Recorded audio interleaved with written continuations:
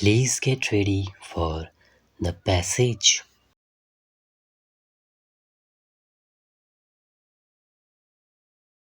Mr. Deputy Chairman, sir, underneath the gloss and glitter of the second fastest growing economy lies another India of about 330 million BPL families and the largest number of malnourished children in the world. It is in this background that the nation expected a visionary budget from the finance minister to alleviate the misery of poor Bharat and become an exercise in financial engineering, as I will attempt to decipher in the next few minutes. The union budget is not just a statement of accounts. It should not just contain statistics. It was intended to reflect the vision and foresight and statesmanship and should hold a promise of a better tomorrow for the millions who reposed their faith in the UPA government. The Honorable Finance Minister is a veteran and he gave great hope to all of us. Unfortunately, this budget belies all such expectations. It is devoid of any vision, foresight, focus, statesmanship, initiative, or drive. Sir, this has been a missed opportunity. As India enters the last year of the 11th five-year plan, we see that almost on all parameters this government has failed, be it power sector or infrastructure sector or be it crude oil production. What has been the performance of this government?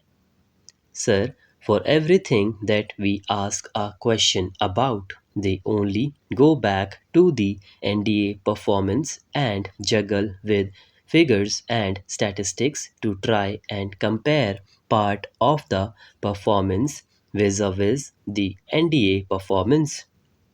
Sir, out of 60 years, they ran the government in this country for 50 years. But what have they given us to show to the world in terms of performance?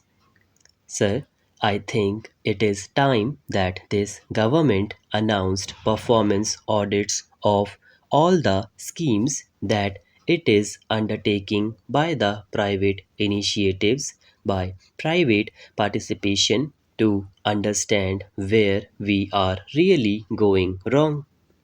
They really have no concrete blueprint to achieve literacy, education, and healthcare for all. It is not just mere statistical budget provision that is going to solve the problem. One senior colleague mentioned about Mahatma Gandhi National Rural Employment Guarantee Act, and he mentioned that this scheme is providing employment to the people of this country. Is that the sort of employment that this government wants to give to the people? Another senior colleague from the Treasury benches himself raised a question 2 weeks ago and said that the government should focus on creating assets and not just give a dole to the people working in this scheme. Where are the assets being created? Look at the performance of NDA. They created infrastructure. They gave jobs to people in creating assets. It was not like distribution of funds as has been done by this government. Sir, they are boasting of their performance. It is a complete farce. They are talking of schemes, but they are not being able to implement those schemes on the ground. And if giving 40 to 50 days of employment to the poor people is their idea of giving employment and uplifting the poor people. I think it is a very sorry state of affairs of the UPA government's performance. Sir, they talked about eradicating black money and coming out with schemes to take care of black money.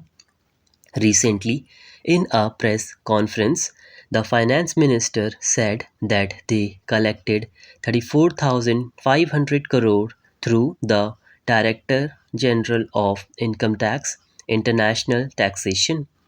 Sir, I went into the books a little bit and found that it was routine tax collection comprising international companies, transfer pricing, foreign bank branches, TDS or withholding tax on foreign remittances, and short term capital gains tax.